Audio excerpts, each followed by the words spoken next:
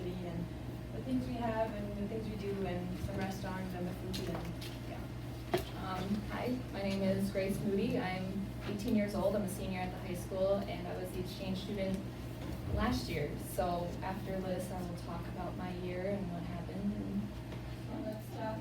We have a lot of gyms in our town, and we have a library and a lot of restaurants. And yeah, there are a lot of stores in downtown where you can just buy clothes, you can buy books, you can buy whatever. Is in the southern part of Germany. It's in a state called Baden-Württemberg. We are close to bigger cities like Stuttgart. That's here, that's like 1 hour away. Nuremberg is 1 hour away too. Munich is around here, that's 2.5 hours, and Frankfurt is 2 hours. And it's also really easy to travel, so you can be in France in like 2.5 hours and in Austria in 3 hours. We have a population of 33,000 people.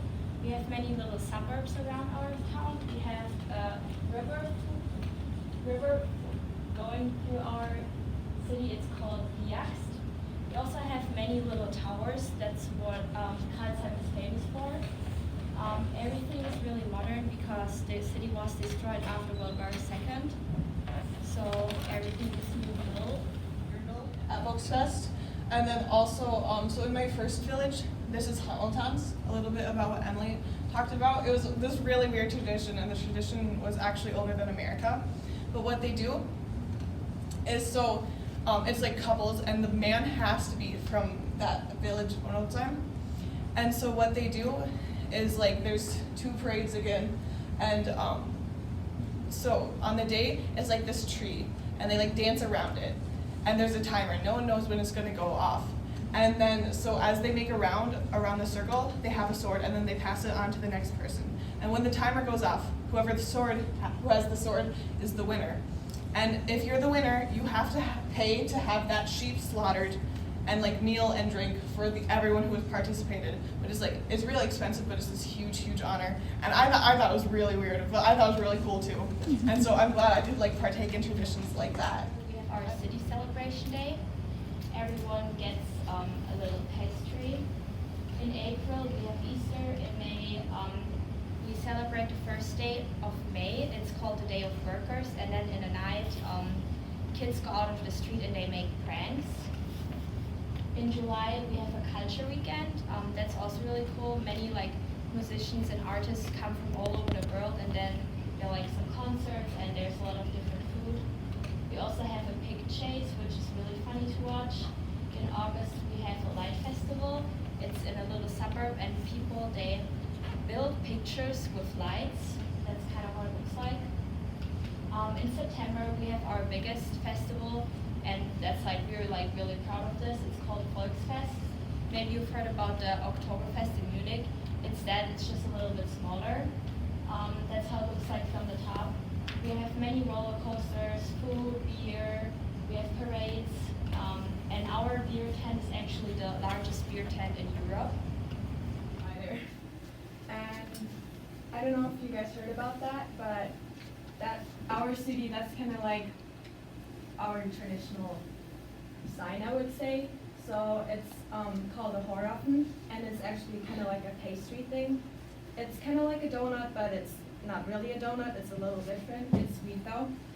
And it was first told in 1380, and it is based on the occupation of Crailsheim by 3 different cities that are around Crailsheim, and they're called Dinkelsbühl, Hall, and Rotenburg. And every year on the 26th of February, we celebrate this event by giving all of the students and kids free Kohlraffen pastries, so you guys can taste that too.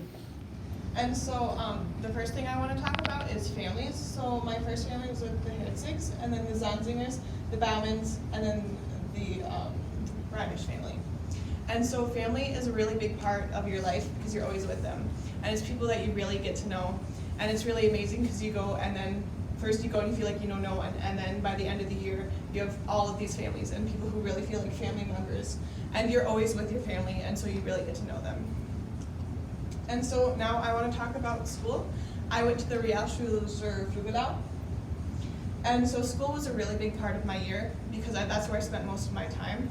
And so, like Emily said, school goes to 1 most days, and then 1 day of the week it goes to 3. And so I was put in a class, and their classes is a little different. So at this school, they were in that class, that was my 10th grade class. They were in that class all together, the same people, since they were in the 5th Obviously, grade. you can't just get on a train by yourself and travel alone because there are rules. But families are really willing to take you places. And so first, I think every exchange student goes to London with their school. I think that's right, yeah. And so I got to go to London with my school, with my class in September. And so that's also where I got to meet a lot of my friends just on that trip. And then I also got to go other places. I got to go to Berlin. I got to go to Austria a few times. I got to go to the Czech Republic, to Luxembourg, to Belgium, to France. And then also with my school, I got to go to Paris, which was a lot of fun. And I really loved how I could see so much of the world in this little time. Also because since it's so small over there, traveling to a different country is like us traveling to a different state. And so it's really common, and host families will usually bring you places.